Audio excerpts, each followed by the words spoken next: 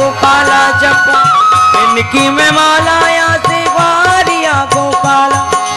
धन्य धन्य ब्रज बाला, धन्य मेरो ब्रज धाम, धन्य धन्य ब्रज बाला, धन्य मेरो ब्रज धाम। करो सदा तुम गौ की सेवा, करो सदा तुम गौ की सेवा। माता यही हमारी तुम्हारी, गैया लगत मोहे प्यारी, जग पालन हारी। गैया लगे मोहे प्यारी। बोले गौ माता की जय, ग्वारिया गोपाल की जय हो। भगवान ने यहाँ गाय की महिमा और नाम की महिमा दोनों को प्रकाशित किया। पूतनाष्टक के माध्यम से भगवान के अंगों की रक्षा भगवान के नामों से की गई।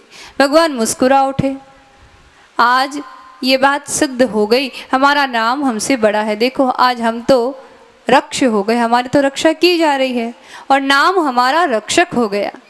इस प्रसंग को सुनाकर सुखदेव जी परीक्षित जी से कहते हैं, जो पूतना मोक्ष की कथा सुनता है, गोविंदे लभते रतिम, गोविंद भगवान में उसका प्रेम हो जाता है। विशेष बात क्या है इस प्रसंग में? यहाँ 3 बातें विशेष हैं। सबसे पहले पूतना का उद्धार किया भगवान ने, जो मारने आया उसको भी माँ जैसी गति दी। भगवान कितने उदार हैं। तो एक तो भगवान की उदारता स्पष्ट हो जाती है। जब हिंसक प्राणी पर, मारने वाले पर भी भगवान ऐसी अहेतु की कृपा करते हैं, तो फिर प्रेमी भक्तों पर, प्रेमियों पर उनकी कैसी कृपा होती होगी, इसका अनुमान लगाना भी कठिन है। इसीलिए ऐसे उदार व्यक्ति से ही प्रेम करना चाहिए। प्रेम तो उसी से किया जाता है ना जो हमारे प्रेम का महत्व समझे। देखिए मारने वाले को भी जो माँ की गति दे, उससे अधिक उदार कौन होगा, उससे ज्यादा प्रेमी कौन होगा। तो पहले प्रेम करने का कारण इस प्रसंग में स्पष्ट होता है। दूसरी बात, भगवान ने गाय की महिमा को प्रकाशित किया। इस प्रसंग से व्यक्ति गौसेवा के लिए प्रेरित होता है। गौसेवा के द्वारा उसके हृदय का जहर, उसके अंतःकरण के सारे दोष निवृत्त हो जाते हैं। और तीसरी बात, भगवान ने इसमें नाम महिमा को प्रकाशित किया। भगवान ने कहा, हमारे अंगों की रक्षा भी जब हमारा नाम कर सकता है, तो वो नाम तुम्हारी रक्षा भी करेगा। इसीलिए मेरे नाम का आश्रय लो। देखो मुझे भी नाम के द्वारा ही झाड़ा दिया गया। गोपुच्छ से बालक को झाड़ा दिया जाता है तो उसके सारे अरिष्ट दूर हो जाते हैं। ये एक विधान है वैदिक। कोई बालक नक्षत्र में जन्मा हो, मूल में, आश्लेषा में और नक्षत्र शांति की विधि पूरी नहीं की गई हो, तो उस बालक को सूप में, सूपड़े में डालकर गाय के सामने ले जाते हैं। गाय उसे सूंघ ले और गाय के पूंछ से उसे झाड़ा दे दिया जाए तो उसकी नक्षत्र शांति स्वतः हो जाती है, ग्रह दोष नहीं रहते। यदि नक्षत्रों की शांति नहीं की जाती तो कोई न कोई विकार, उग्रता, कोई न कोई दोष बालक में रह जाते हैं। यदि वैदिक रीति से, यज्ञ इत्यादि के विधान से नक्षत्र शांति नहीं की गई है या उसकी फुर्सत नहीं मिली या कोई अभाव है, तो इस विधि से भी नक्षत्र शांति की जा सकती है।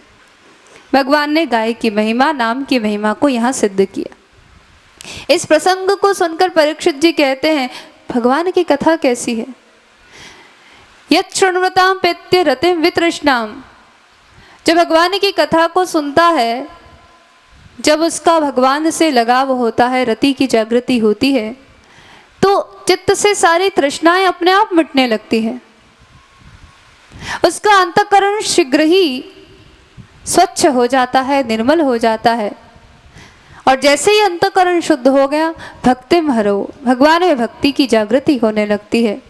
और भगवान के भक्तों के साथ, प्रेमी संतों के साथ और सत्संग करने का मन करने लगता है। फिर संसार की चर्चाएं उसे नहीं सुहाती, संसार की कोई चर्चा अच्छी नहीं लगती। फिर तो मन यही कहता है, संतों के मध्य चलो, उनसे भगवान की और सुंदर सुंदर लीलाएं सुनो।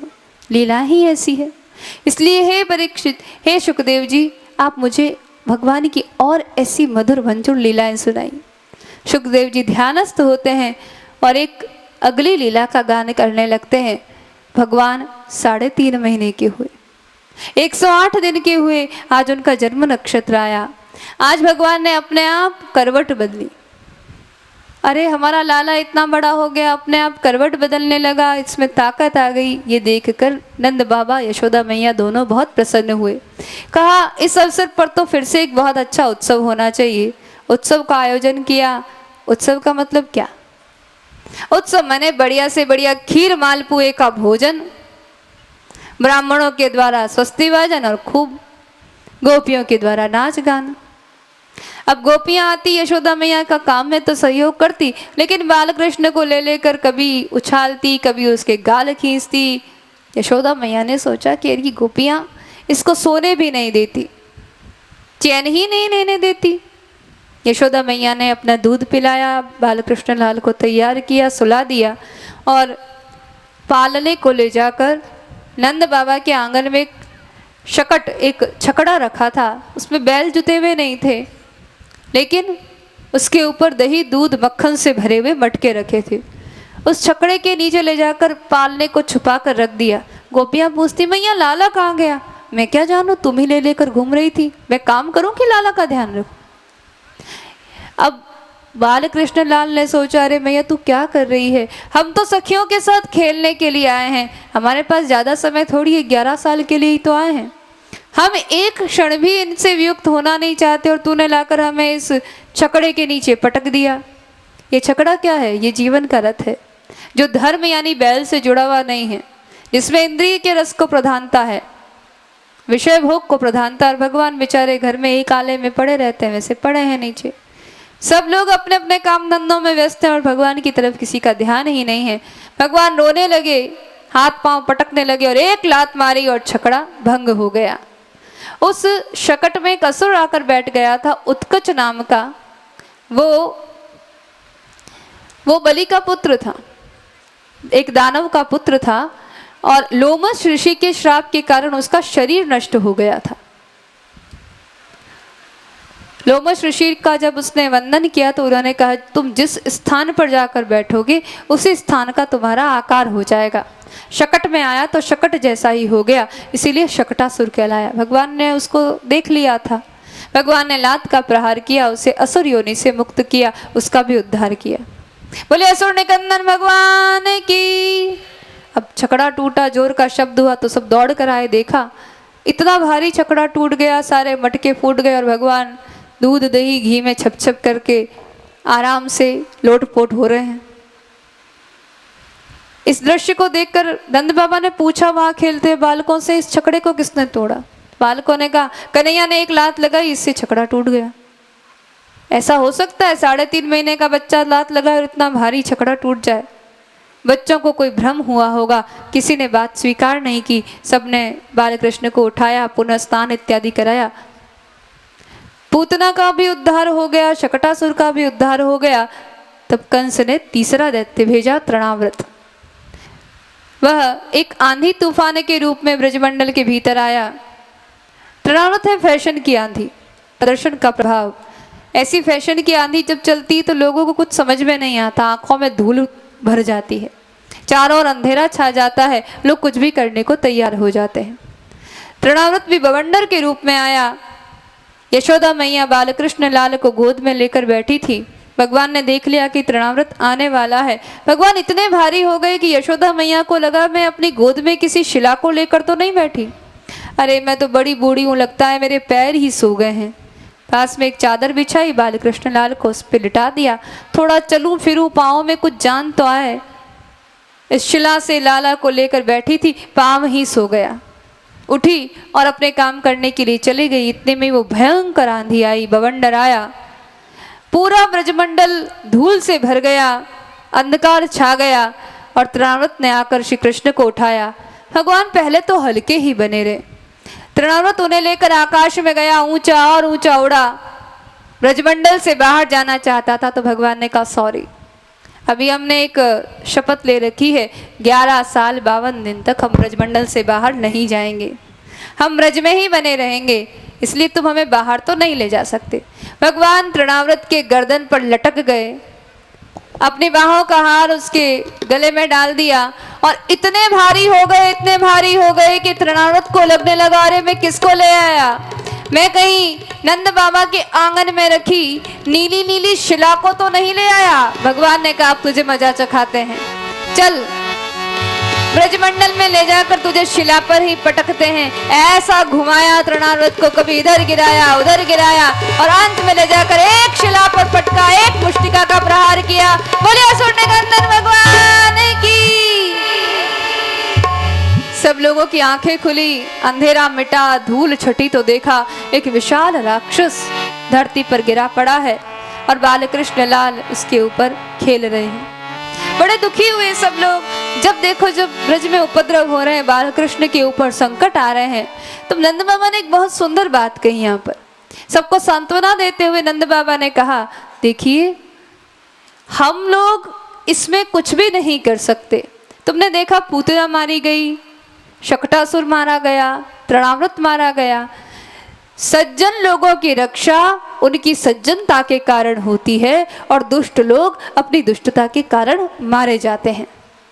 दुष्टों का संहार उनकी दुष्टता ही करती है और सज्जनों की रक्षा उनकी सज्जनता करती है। इसीलिए सज्जनों को अपनी सज्जनता, अपना सद्व्यवहार कभी नहीं छोड़ना चाहिए। हमें किसी से प्रतिशोध नहीं लेना, हमने किसी से बदला नहीं लेना, हमें कोई हिंसक आंदोलन नहीं करना, हमें कोई हड़ताल प्रदर्शन नहीं करना। क्यों?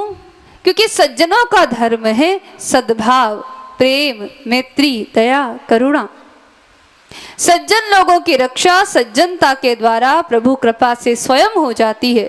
उन्हें अपने सद्धर्म को बनाए रखना है, बस अपनी सज्जनता को बनाए रखना है। आपने वो कहानी तो सुनी होगी, एक तपस्वी थे, साधक थे, नदी में स्नान कर रहे थे। स्नान करते हुए उन्होंने बहते हुए एक बिच्छू को देखा। सोचा ये बिच्छू बह जाएगा, पानी में मर जाएगा, तो वो हथेली पर उठा लेते, बिच्छू डंक मारता, हथेली से गिर जाता। फिर उसे उठा लेते, वो फिर से डंक मारता।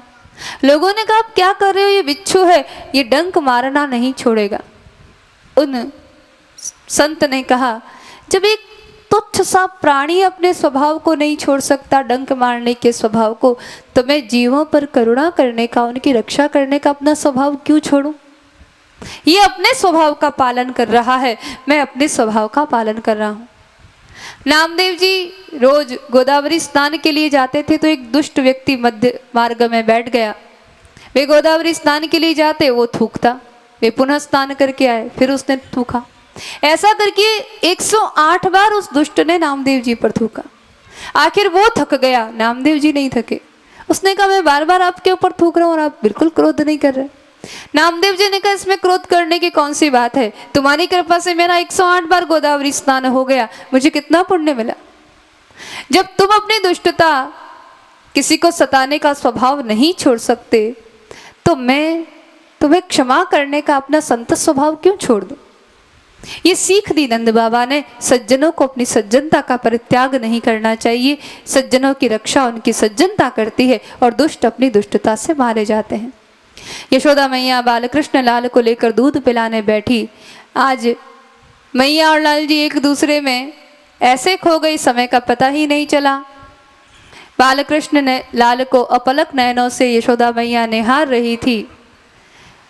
अचानक उन्हें याद आया, अरे मैं तो सुबह से दूध पिलाने बैठी हूँ और दोपहर हो गई, इसने इतना दूध पी लिया, कहीं इसको अपच तो नहीं हो जाएगी, कहीं से इसका पेट तो खराब नहीं हो जाएगा। ये ख्याल आते ही भगवान ने सोचा, अरे मैया तू किसके बारे में सोच रही है, मैं अकेला तेरा दूध थोड़ी पी रहा हूँ, तू देख कौन तेरा दूध पी रहा है।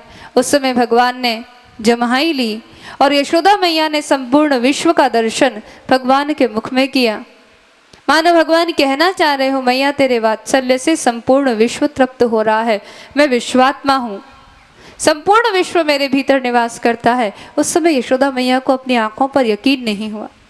यशोदा मैया सोचने लगी, मैं बूढ़ी हो गई हूँ, बूढ़ी आंखों में कुछ भ्रमजाल सा छा जाता है। इसीलिए यशोदा मैया ने, जिनकी आंखें छोटे से हिरण के समान बड़ी सुंदर थी, सा मृग सावाक्षी, मृग शावक के समान इनकी आंखें थी। मानो यशोदा मैया उतनी भोली है जैसा बाल मृग होता है। उन्होंने अपनी आंखें बंद कर ली और जैसे ही मैया ने आंखें बंद की, आंखें खोली तो लाल जी ने अपनी आंखें बंद कर ली थी। यशोदा मैया ने उन्हें प्रेम से पालने में सुला दिया और उनके शयन की झांकी का दर्शन करके मंत्रमुग्ध हो गई। इधर यदुकुल के आचार्य वसुदेव जी से मिले गर्गाचार्य जी, उनसे उनका कुशल क्षेम पूछा तो वसुदेव जी ने गर्गाचार्य जी से आग्रह किया, हे गर्गाचार्य जी, आप श्रेष्ठ ज्योतिषी हैं, हमारे यदुकुल के पुरोहित हैं, हमारे 2 बालक इस समय ब्रजमंडल में हैं, आप उनका नामकरण संस्कार कीजिए। गर्गाचार्य जी ने कहा, एक का तो पता है रोहिणी का बेटा, दूसरा कहाँ से आया? तो वसुदेव जी ने सारी बात बताई कि जो नंद बाबा का बेटा कहा जाता है वो वास्तव में हमारा ही पुत्र है, वही अष्टम गर्भ है जो कंस का काल है, हम स्वयं उसे गोकुल में छोड़कर आए थे। अब तो गर्गाचार्य जी बहुत प्रसन्न हुए। अष्टम गर्भ यानी साक्षात परात्पर परब्रह्म श्री कृष्ण गोलोक विहारी धरती पर आ गए हैं। ये आग्रह कर रहे हैं नामकरण करने का, जो नाम रूप से अभिन्न है, नाम रूप से जिसका बोध नहीं होता, जो सच्चिदानंद घन स्वरूप है, उसका नामकरण, उसका रूप देखने का अवसर मिलेगा। बड़े प्रसन्न हुए। गर्गाचार्य जी ब्रजमंडल में पहुंचे, गोकुल पहुंचे। नंद बाबा ने उनका विधिवत आतिथ्य सत्कार किया। नंद बाबा और वसुदेव जी दोनों गर्गाचार्य की पाठशाला में पढ़ा करते थे, वहीं से इनकी मैत्री थी। गर्गाचार्य जी ये नंद बाबा के शिक्षा गुरु थे, इसीलिए गुरुदेव का आदर सत्कार किया, उनका विधिवत पूजन किया। नंद बाबा जानते थे ये सर्वश्रेष्ठ ज्योतिषी हैं। इस समय पूरे भूमंडल में गर्गाचार्य जी जैसा कोई दूसरा ज्योतिषी नहीं। तो नंद बाबा ने कहा, आप हमारे इन दोनों बालकों की जन्म कुंडली बनाइए, इनके ग्रह नक्षत्रों का विचार कीजिए, अभी तक इनका नामकरण नहीं हुआ है। वसुदेव जी के पुत्र के बारे में तो हमने किसी को बताया नहीं ज़्यादा, क्योंकि यदि कंस को पता चलेगा तो कहीं इस बालक की हानि नहीं हो, इसीलिए हम आपकी ही प्रतीक्षा कर रहे थे। आप यदुकुल के पुरोहित हैं, कभी आपका आना होगा तो आप ही इनका नाम रखेंगे। और देखिए, रोहिणी जी की कृपा से हमारे आंगन में भी बालक का जन्म हुआ। अब आपका आगमन हुआ ही है तो आप हमारे दोनों बालकों का नामकरण कीजिए, हमारे बालक का भी जन्मांक चक्र बनाइए। यशोदा मैया ने कहा, अरे नामकरण करना है तो बहुत बड़ा उत्सव करना पड़ेगा, सबको निमंत्रित करना है, हमारे पीहर से भी लोग आएंगे, बहराणा से, ऐसे कैसे नामकरण हो जाएगा? तो गर्गाचार्य जी ने कहा, भैया धूमधाम से नामकरण तो हमारे द्वारा नहीं हो सकता। यदि आप धूमधाम से नामकरण करेंगे तो कंस को पता चल जाएगा, तो कंस को ऐसा लगेगा कि ये दोनों ही बालक वसुदेव जी के हैं, तो असुरों का आतंक बढ़ जाएगा। इसीलिए चुपचाप नामकरण करो तो हम नामकरण कर सकते हैं। यशोदा मैया का थोड़ा मूड खराब हुआ, चुपचाप क्यों करें, हमारे बालकों का नामकरण है। नंद बाबा ने कहा, ये बहुत बड़े ज्योतिषी हैं, ये जन्मांक बनाएंगे, ग्रह नक्षत्रों का विचार करेंगे तो बालक के भविष्य का ज्ञान तो होगा। और फिर उत्सवों का क्या है, आज नहीं तो कल कर लेंगे, हमारे यहाँ कौन सी कमी पड़ी है उत्सवों की। अभी अभी बहुत सारे उत्सव आने हैं, मुंडन संस्कार ढंग से कर लेंगे, कर्णभेदन कर लेंगे, पहले नामकरण तो कर लें। यशोदा मैया ने बात स्वीकार की। गौशाला में जाकर छोटी सी वेदी बनाई गई, संक्षिप्त में सारा पूजन कर लिया गया। दाऊ जी महाराज बड़े हैं तो पहले रोहिणी मैया की गोद में वो विराजमान थे, पहले उनका दर्शन किया। अयम ही रोहिणी पुत्रो, ये रोहिणी जी का पुत्र है। इनका जन्म स्वाति